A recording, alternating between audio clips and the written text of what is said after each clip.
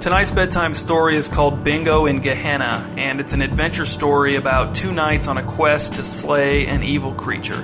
Let's begin. The two knights dragged their naked swords behind them in the dirt as they approached the sprawling one-level cement block building. Sickly, untended shrubs grew along the outside of the structure. No entrance was immediately apparent. "No windows either," said Sir Clarence, the younger of the two knights. His hair was bleached an unintentional yellow and pulled back into an oily ponytail under his homemade helmet. "No," agreed Sir Franklin, "no windows. They thought of everything, you'll see." Sir Franklin, burly and weathered, had lost his glasses in a haystack he and Sir Clarence had slept in the previous night, and he'd spent every waking moment since squinting at the world while a headache put down roots in his skull. This mission had been his idea, a chance for the two knights to build some renown with a noble quest.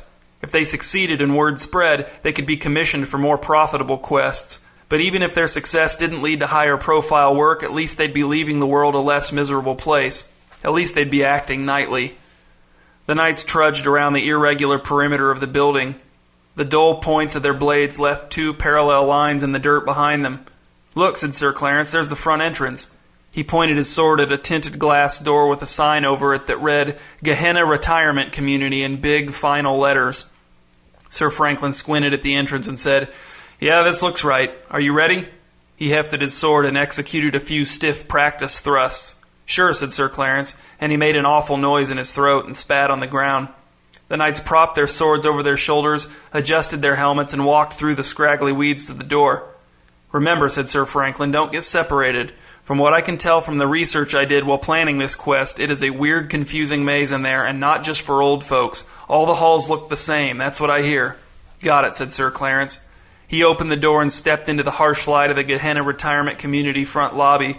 Sir Franklin followed him into the dense, humid atmosphere. In the middle of the lobby, an enormous terrarium rested on a table. The terrarium was 10 feet long, 4 feet deep, and filled almost to the brim with a black, creeping, squirming mass of insects. Beetles, roaches, spiders, worms, and more, all struggling and fighting and feeding on each other.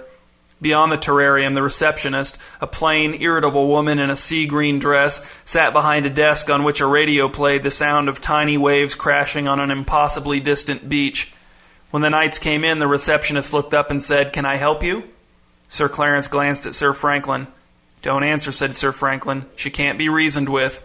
Sir Clarence nodded once, walked around the terrarium, and ran his sword through the woman's chest. She died with a deep sigh.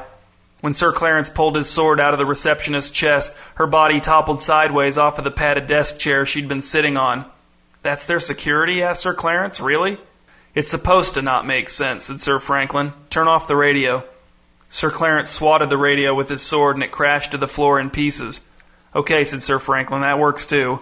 Then he held one finger up to his dry lips. "Shh," he said. "Do you hear him?" Sir Clarence stood with his head cocked to one side. "I don't know if I actually hear him," he said, "or if I'm just imagining his voice." Sir Franklin squinted down each of the cream-colored hallways that led in opposite directions from the lobby. Then he said, "This way, let's go to the right." But he didn't sound entirely sure. As they entered the hallway, Sir Clarence stooped to peer at an informational sign bolted to the wall. "I can barely read it," he said. "The letters are so tiny." "Don't bother," said Sir Franklin. "It's all lies." The knights made their way down the hall without encountering a single resident, member of the Gehenna staff, or even a door. They took a left, and then a right, and then a left, and then either one or the other, and as they walked, the clacking of their grubby boots on the tile floor became more and more muffled as the air grew thicker and more oppressive. "I can barely breathe," said Sir Clarence.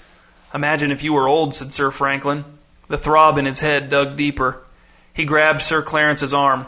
"Hold up for a second." The knights stopped. They tried to breathe quietly. Sir Franklin gave Sir Clarence a grim smile. "Hear him now?" "I do," said Sir Clarence, "but I can't tell what he's saying." "Letters and numbers," said Sir Franklin. "He's calling out letters and numbers." The knights walked through the featureless corridors for another 10 minutes before they rounded a corner just like all the others and found themselves in a hallway lined with doors, many of which were standing open. The groans and curses and restless snoring of the elderly residents crept out of the doors and suffocated in the hallway. The knights entered the first open door on their right and found a cold, dismal room, empty except for 2 futons set 4 feet apart. The futon furthest from the doorway was empty, but on the near one lay a withered old man with pink spots on his bald head. "Where's his bed?" asked Sir Clarence.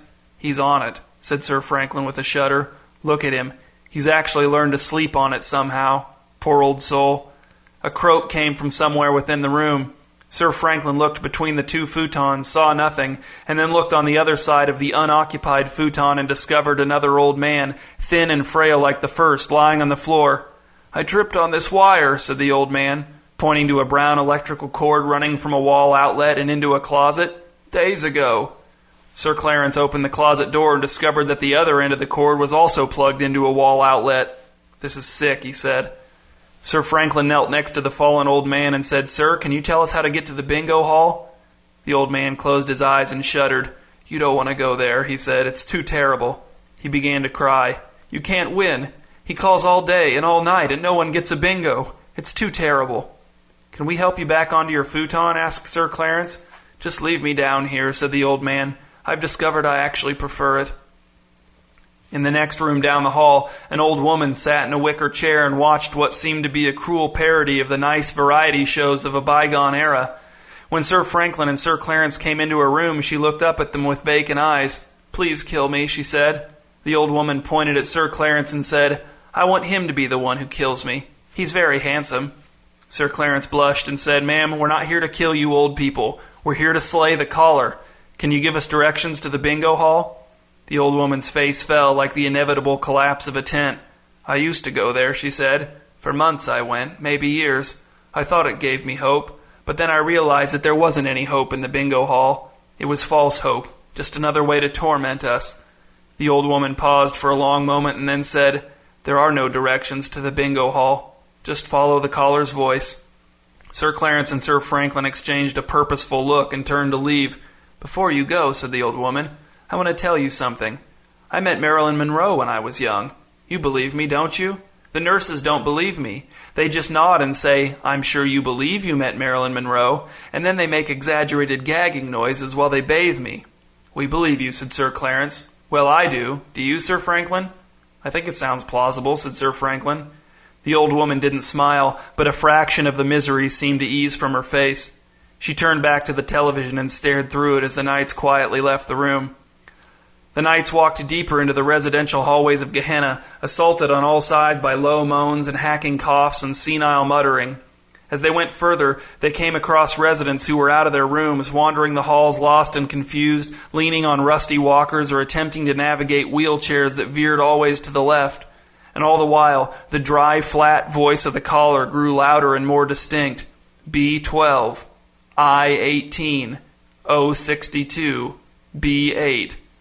A section of the wall swung open in front of the knights, and a staff member, the first they had seen, came out buttoning his pants. He was wearing jeans and a blue polo shirt that said Gehenna on the breast pocket. When he saw the knights, he froze, grew visibly angry, and was about to say something when Sir Franklin buried his sword in the staff member's neck, coming just short of severing his head in one swipe. It was a quicker death than he deserved.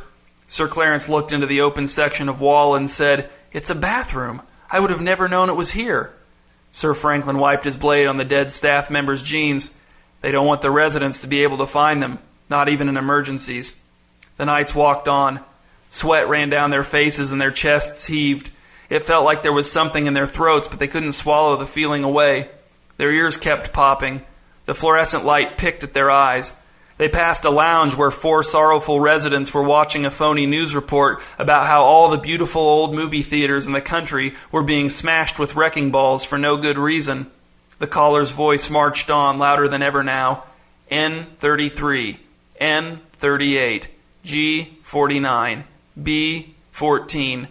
The knights, their hearts like swollen fruits, followed a curve in the hallway and arrived, suddenly, finally, at a wide doorway with a cheaply printed banner over it that said Bingo Hall in gray pixelated letters. The double doors were propped open with overflowing trash cans, and from within the room came the rustle of paper, the creaking of chairs, the click of plastic tokens, and overall, the merciless drone of the caller. I-23, G-73. Sir Franklin and Sir Clarence stepped into the bingo hall. There were 30 folding tables arranged in rows on the tile floor with 4 elderly residents sitting at each one, 2 to a side. At the far end of the room, the caller sat facing the bingo players at a table of his own. He was long and lean with a creased, pointed face. His white hair, parted crookedly down the middle, flowed down over his shoulders. He had only 2 fingers on each hand, and he reached into a black metal box on the table in front of him and plucked out colored plastic chips one after another, looking at them just long enough to read the numbers before setting them down in lines on the table in front of him. There was a cardboard box on the floor next to his chair. There was no microphone. The caller didn't need one. His unamplified voice filled the room, moved up and down the hallways, traveled right through closed doors and the very walls. The residents sat hunched over their bingo cards, their marker tokens piled next to their gnarled hands. Some of them had none of their numbers marked at all. Some of them seemed to be very close to winning, but none of them seemed to expect a bingo. Their presence in the bingo hall was the only outward sign that some small seeds of hope still lay within them. Most of them didn't bother to glance up as Sir Franklin and Sir Clarence strode past them toward the caller, brandishing their weapons. The caller saw them coming, but he didn't rise from his seat. N39, said the caller, his tone unaffected. G55. Sir Franklin walked around the caller's table and held the blade of his sword against the back of the caller's neck. Sir Clarence stood nearby, ready to reinforce Sir Franklin as needed. The residents stared down at their cards, the futile game claiming every last bit of their faltering ability to concentrate, to stay in the present. This is the end, said Sir Franklin. Oh, 71, said the caller. By the end, I mean the end of your cruelty, said Sir Franklin. The end of your game. The end of bingo. And of your life, too, obviously. He gripped the hilt of his sword with both hands and raised it above his head. B11, said the caller, his face calm, his eyes half closed, his deformed hands dipping in and out of the black box. I-20. Bingo, said a woman from one of the front tables. The caller nodded and said, Please bring your card forward, ma'am. Sir Franklin lowered his sword and said, What?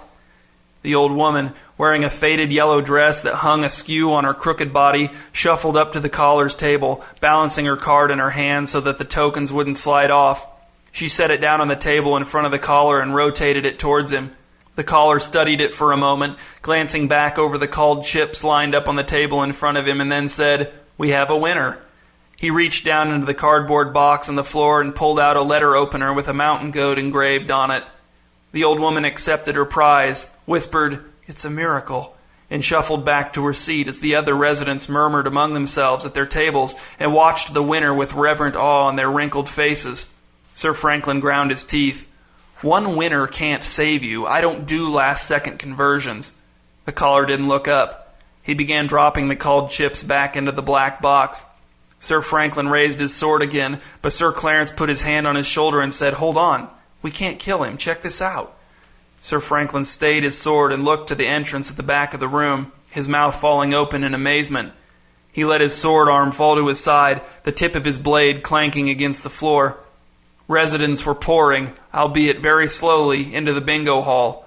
On foot, in wheelchairs, clinging to walkers, they came. Some of them dressed only in their threadbare hospital gowns, some of them leaning on the shoulders of strangers who were slightly steadier on their feet. They came, and those that could speak all muttered the same phrase, the phrase they had heard echoing in the halls, in their rooms, in their shells, in their cloudy heads. We have a winner.